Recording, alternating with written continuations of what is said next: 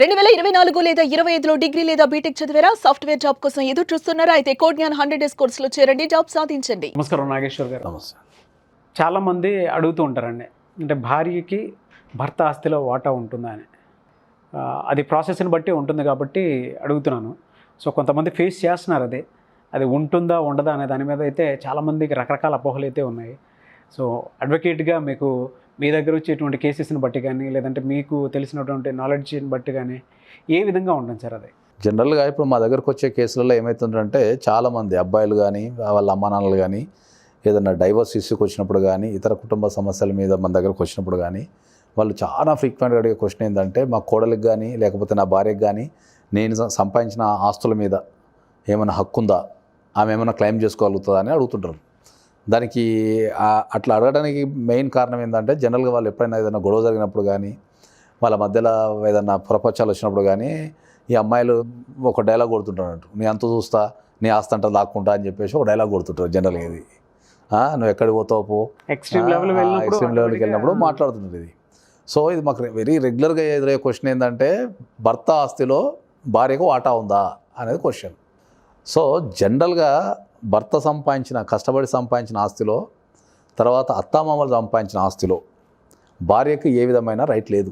Okay okay మరి right లేదు, మరి మేము ప్రాపర్టీ అమ్మేసుకుంటాం సార్, నా భార్య వచ్చి క్లెయిమ్ చేసుకుంటుంది, లేదా నేను ప్రాపర్టీ డిస్పోజ్ చేస్తున్నాం సార్ అని చెప్పేసి చాలామంది భయపడుతుంటారు. సో ఎక్కడైతే భార్యకు భర్త ఆస్తిలో రైట్ లేదో వాళ్ళు అమ్ముకోవాల్సిన అవసరం ఏం లేదు. ఏ కేసెస్లో ఇలాంటివి ఎక్కువగా జరుగుతుంటాయి సార్? అంటే రైట్స్ లేకుండా ఉంటాయి.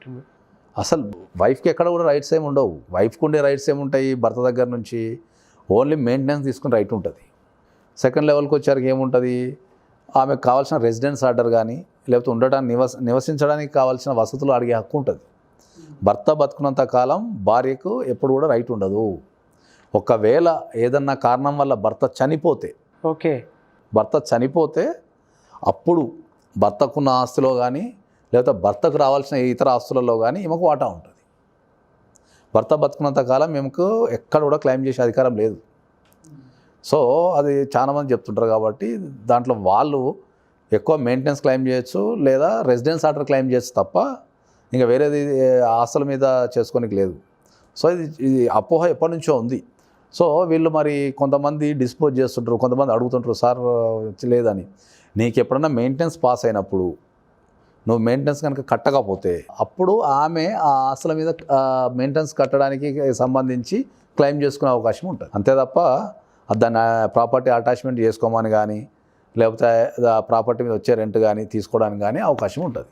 ఎలా సార్ మీ దగ్గరకు వచ్చినటువంటి కేసెస్ ఏమైనా ఎక్స్ప్లెయిన్ చేస్తారా? ఒకటి అవును, జనరల్గా మాకు వచ్చే కేసులలో ఏముంటుందంటే ఇప్పుడు మనకు రీసెంట్లీ సుప్రీంకోర్టు మనకు ఒక ఆర్డర్ ఇచ్చింది. కోడలు ఎక్కడైనా అంటే భర్త ఇంట్లో కానీ లేకపోతే అత్తామామల ఇంట్లో కానీ వాళ్ళు రెంటుకున్నా సొంత ఇల్లున్నా ఏదున్నా కోడలు నివసించే హక్కు ఉంటుంది. కోడలు నిలగొట్టే హక్కు లేదు. ఇంతకుముందు ఏంటంటే ఇప్పుడు భర్త చూసుకోవడం లేదనుకుందాం, కోడలు వెళ్ళి అత్తగారింట్లో కానీ మామగారింట్లో కానీ ఉంటుండే. సో వాళ్ళు ఏం చేస్తుండే, నువ్వు పెళ్లి చేసుకున్నది మా అబ్బాయిని కదా, సో నువ్వు మొగుని దగ్గరే ఉండాలా, మా దగ్గర ఉండడానికి లేదు అని చెప్పేసి మనం ఇంజెక్షన్ ఆర్డర్లు అంటే తెస్తుండే, మనం నాట్ టు రిసైడ్ అని చెప్పేసి తెస్తుండే. తర్వాత ఏమైంది, ఈ సుప్రీంకోర్టు జడ్జిమెంట్ వచ్చిన తర్వాత సుప్రీంకోర్టు జడ్జిమెంట్లో చాలా క్లియర్గా చెప్పింది ఏంటంటే కోడలు ఎక్కడైనా నివసించే హక్కు ఉంది. ఓకే, లేదా భర్త సంపాదించిన ఇంట్లో కావచ్చు, లేదా అత్తమామలు సంపాదించిన ఇంట్లో కావచ్చు, వాళ్ళు రెంటుకుండే ఇంట్లో కావచ్చు, ఆమెకి ఎక్కడైనా సరే ఈ మెట్టినింట్లో నివసించే అధికారం 100% ఉన్నది మనకు చెప్పింది. సో దాని ప్రకారం ఏంటంటే వీళ్ళు చాలా సందర్భాలలో ఏంటంటే ఇంట్లో నుంచి వెళ్ళగొట్టినప్పుడు ఆ రెసిడెన్స్ ఆర్డర్ తెచ్చుకోవడం కానీ లేకపోతే నివసించడానికి కావాల్సిన స్టే డీవీసీ కింద కానీ తెచ్చుకుంటున్నారు అన్నట్టు. ఓకే, అండ్ అప్రోచ్ ఎలా సార్ ఇటువంటి జరుగుతున్నప్పుడు?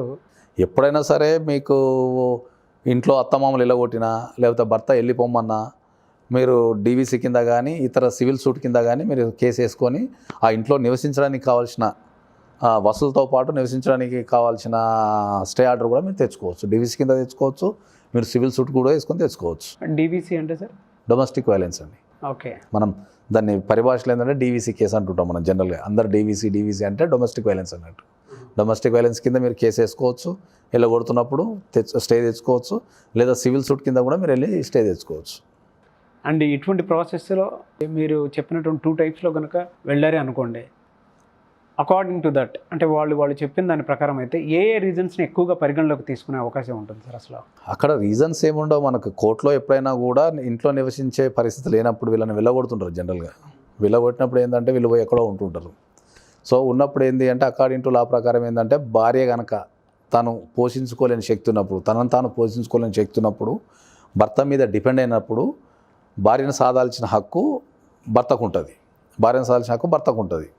సో ఎప్పుడైతే భర్త భార్యను సాధలేడో మళ్ళీ ఆమె ఎక్కడ ఉండాలా? రెంట్ కట్టుకోవాలా, తినడానికి వసతులు అవన్నీ కావాలి. కాబట్టి వాళ్ళు మళ్ళీ కంపల్సరీ మాలాంటి వాళ్ళని అప్రోచ్ అయితే మేము వాళ్ళ ఇంట్లో ఉండడానికి కావాల్సిన రెసిడెన్స్ ఆర్డర్ ఏదైతే ఉంటుందో మనం డీవీసీ ద్వారా కానీ లేదా మనం సివిల్ సూట్ వేయడం ద్వారా కానీ మనం తీసుకొచ్చి ఇవ్వచ్చు.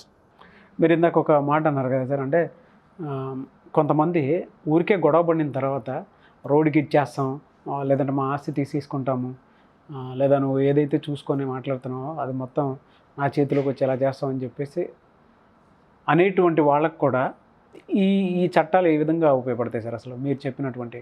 జనరల్గా ఎప్పుడైతే ఏదన్నా గొడవ అయినప్పుడు ఏంటంటే ఆడపిల్లలు జనరల్గా కోర్టుకి ఇడుస్తాం, సంవత్సరాలు తిప్పుతుంటాం, లేకపోతే ఆస్తంతా ఉంచుకుంటాం అని రకరకాల కామెంట్లు చేస్తుంటారు. కానీ వాస్తవానికి ప్రాక్టికల్గా వచ్చారికి ఏమవుతుంది అంటే కోర్ట్ ప్రాసెస్ అనేది కొద్దిగా ఇండియాలో ప్రతి ఒక్కటి పరిశీలించి కోర్టు ఒక ఆర్డర్ ఇవ్వాలి. సో కొద్దిగా లెంతీ ప్రాసెస్ ఉంటుంది. ఆ లెంతీ ప్రాసెస్లో వాళ్ళు అంత వరకు వెయిట్ చేయలేరు ఎప్పుడు కూడా. మ్యాక్సిమం కేసులు ఏమవుతుంటాయి అంటే సెటిల్మెంట్ అవుతుంటాయి. మాట్లాడినప్పుడు ఉన్న ఆవేశము ఒక 1-2 ఇయర్స్కి ఉండదు.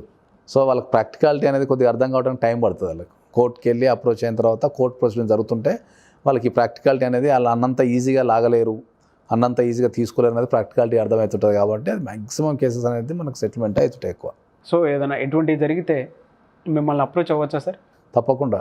ఎవరైనా ఇంట్లో నుంచి వెళ్ళగొట్టినా, డొమెస్టిక్ వైలెన్స్ జరుగుతున్నా, ఆడపిల్లలకి ఏది జరిగినా కూడా మమ్మల్ని ఎనీ టైం అప్రోచ్ అయితే మేము దానికి సంబంధించిన న్యాయ సలహాలు కానీ వాళ్ళకి కావాల్సిన ఏదైతే రిక్వైర్మెంట్స్ ఉంటాయో దాన్ని మనం అందిస్తానికి అడిగి ఉన్నాం ఎప్పటికైనా. Thank you sir. Thank you so much Nageshwar గారు. చూసారు కదండి వీడియో. ఈ వీడియోపై మీ అభిప్రాయాన్ని కామెంట్ బాక్స్లో పోస్ట్ చేయండి. అండ్ మీకు ఏ డౌట్స్ ఉన్నా ఉంటే ఖచ్చితంగా కింద కామెంట్ బాక్స్లో పోస్ట్ చేస్తే వాటి మీద మేము వీడియో చేయడం జరుగుతుంది. లేదు అనుకుంటే సలహాలు సూచనల సంప్రదింపుల కోసం మీరు నాగేశ్వర్ గారితో అప్రోచ్ అయ్యి ముందుకు వెళ్ళాలి అనుకుంటే స్క్రీన్ మీద కనిపిస్తున్న నెంబర్కి మీరు సంప్రదించవచ్చు.